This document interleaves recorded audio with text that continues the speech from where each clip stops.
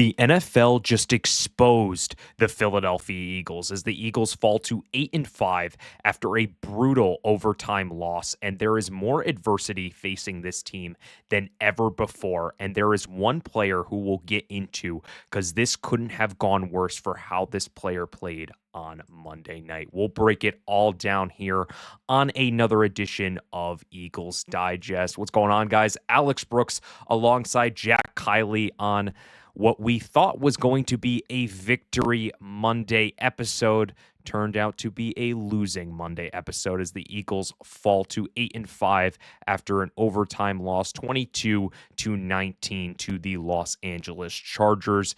And honestly, Jack, this was a game where we were expecting the Eagles to win. But honestly, it was something that wasn't going their way on the offensive side, but we'll dive more deep into that. But before we get into this video, we're currently at 1,140 subscribers on the channel. So if you're tuning into this video and you want to rant or you want to just, unleash all the frustration that we have right now in this episode, comment down below. Make sure you're subscribed and joining this great group of Eagles fans. We really appreciate the support. But, Jack, wanted to get your opening thoughts on this Eagles loss against the Los Angeles Chargers. 3 straight now and losing a game that you should have won on the backs of your defense.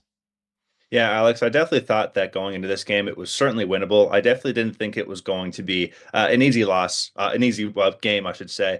Not like I did going into the Chicago Bears, which I thought was going to be, a bounce back win after the, loss to the Dallas Cowboys. I knew it was going to be a tough matchup, but I really did think that the discrepancy between the defensive line and the depleted Chargers offensive line was going to be the X factor in this game. And you could say that it was, but it wasn't enough to take home the win.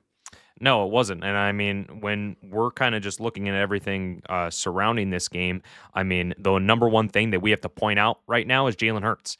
Jalen Hurts did not have a good game. And when we kind of look at, everything surrounding what he was doing, this was a weird stat that we figured out before we got on this episode, was that the 2025 Eagles with Jalen Hurts at the helm has been very weird because when you're looking at last season, the passing game obviously wasn't there because the running game was ballistic. Like it was electric last year.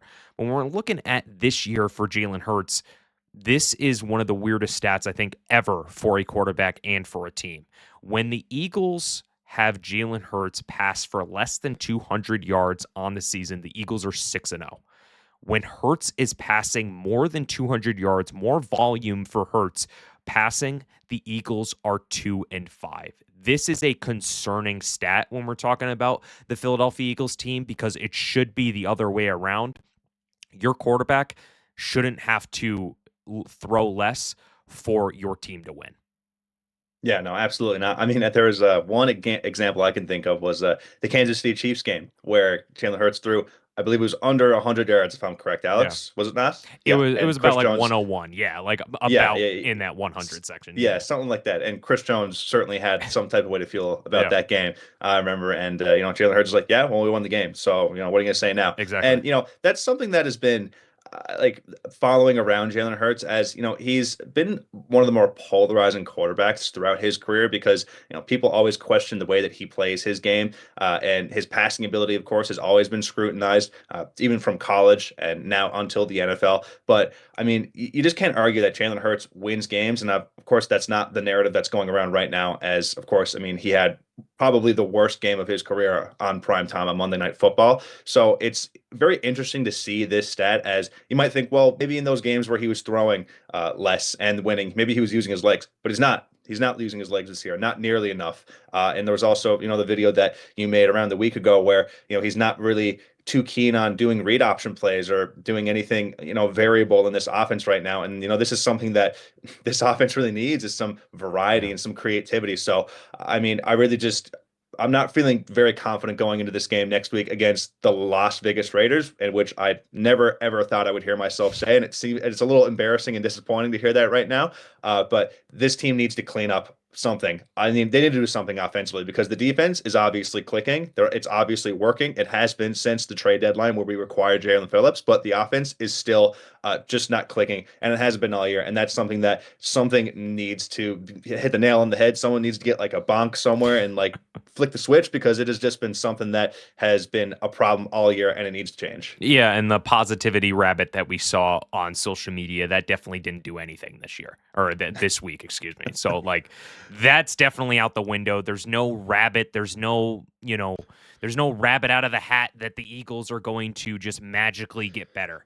This is something where you need to get down to the details and you need to make sure that everybody is keen in on producing, and it's called with execution. I think one of the guys who didn't execute last night was A.J. Brown. In the fourth quarter, Jalen Hurts threw one of his best passes of his career, mostly of the season, to A.J. Brown in the end zone that would have most likely won the game for the Philadelphia Eagles, and he dropped it. The Chargers, credits to their defense. Their defense really got after Jalen Hurts and really, picked him off. Obviously, 4 times, the last one ending the game. So credits to them. But when you're looking at this Eagles offense, they had they had them on the ropes. They had Saquon Barkley go after, had that fake tush push run where Saquon Barkley went out to the outside and he got a touchdown that really fooled everyone. And you thought, all right, this Eagles offense is going to start building something. And then they throw an interception on the next drive.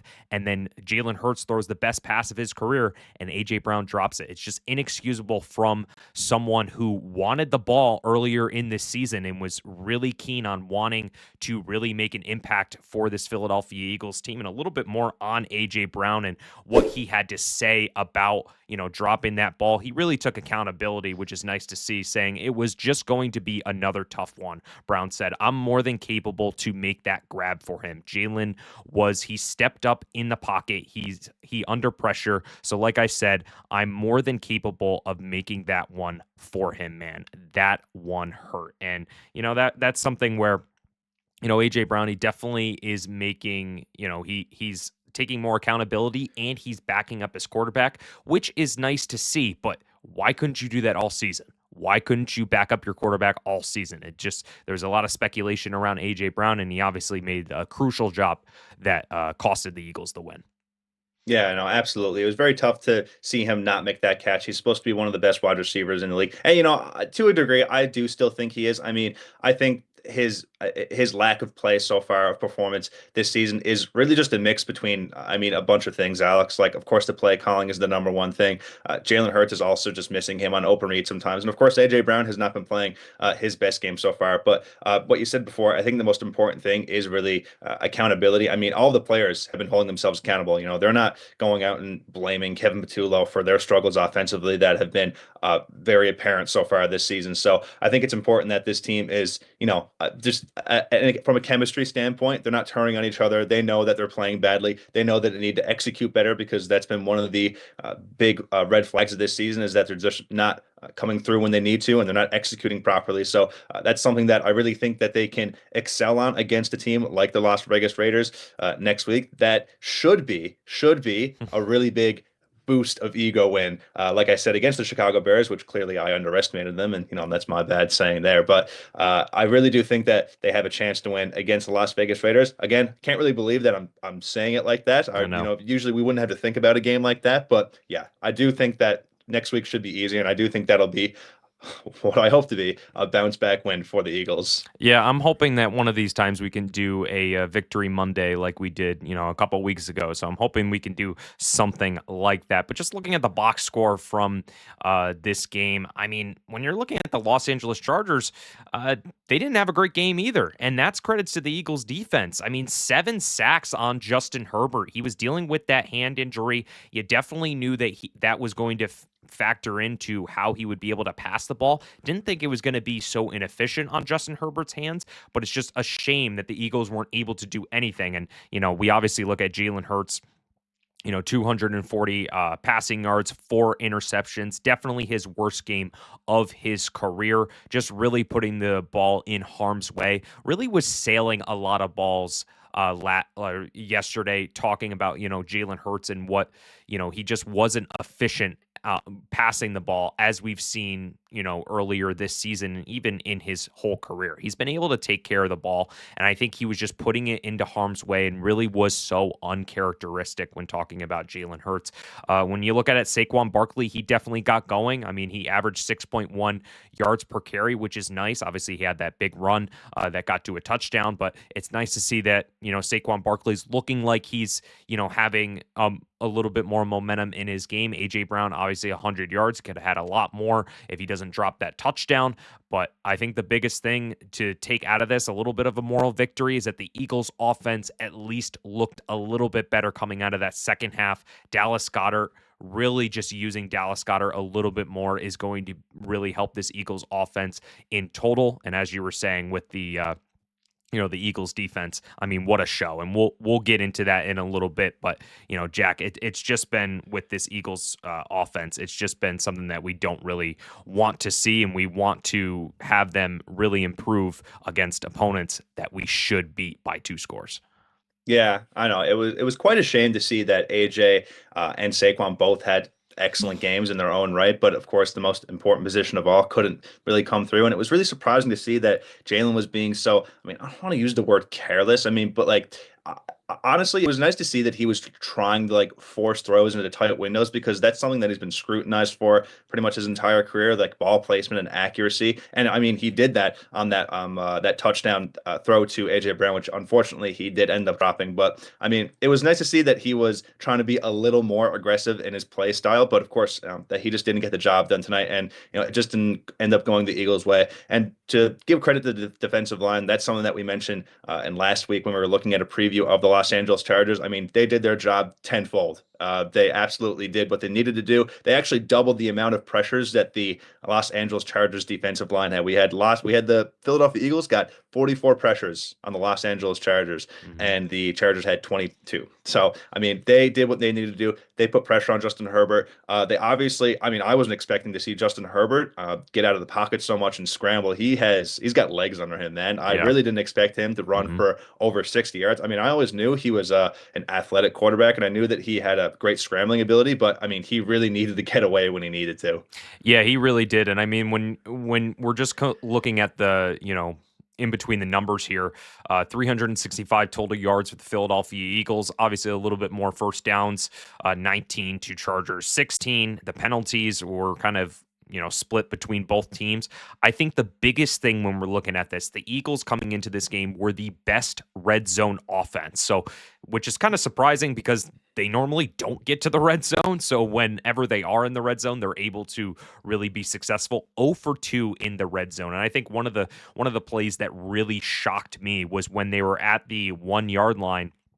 They weren't doing the tush push because they obviously know that, everybody is honing in on the tush push. I didn't want them to do it. I thought they were able to get Saquon Barkley into the end zone. It's just the interior offensive line is just not good when in that goal to go scenario, and they haven't been good on the tush push this year, and they haven't been good when Saquon Barkley is running up the middle, and it really is stifling this Eagles offense. But, before we close this show, just wanted to talk about the defense, because I think that's the one positive when we take out of this game. When we're looking at all of these guys, just want to throw it over to you, Jack. What was one of the guys that really impressed you? I think for me, I'm going to talk about, Adoree Jackson. He really had a great game today. Having him as a solid CB2, he was doing really well against Quentin Johnston and Keenan Allen as well. He really impressed me, but I wanted to throw it over to you. Who really impressed you on the defensive side of the ball? I mean, you took the words out of my mouth, Alex. That's what I was going to mention was Adoree Jackson, because my God, he's been so disappointing all year, and he really showed out against the Los Angeles Chargers. And I really hope that this can carry over into these next few games against the Commanders and the Bills and the Raiders. So, I mean, that's my guy right there, Adoree Jackson. But I mean, another guy who had a great night was Jalen Phillips, Jordan Davis. I mean, I'm just going to mention the defensive line. I don't really need to get into names here. Yeah. We all know how great the defensive line is. I kind of mentioned this like 5 times this video, but I mean, they did what they needed to do last night. They got to the quarterback. They pressured the heck out of them. They got 7 sacks on the Chargers. It's just really unfortunate that the Birds couldn't come out with the win at the end of the game. I mean, there's been so many times that this defensive line, or defense overall, I should say, has carried the Eagles to wins, and it just didn't happen last night. Yeah, it didn't happen last night, and the Eagles dropped to 8-5 on the season. An unfortunate loss for the Philadelphia Eagles. Keep the Dallas Cowboys in it for just a little bit, which is something that we don't really want to get into on this episode. But we're going to preview the matchup against the Las Vegas Raiders this week. We're going to talk about more storylines that come out of this game during this week as we prep for the Raiders game. But I hope you guys have a great rest of your day, and we thank you for tuning into another edition of Eagles Digest. For Jack Kieley, my name is Alex Brooks, and as always, through wins and through losses, it's always Go Birds.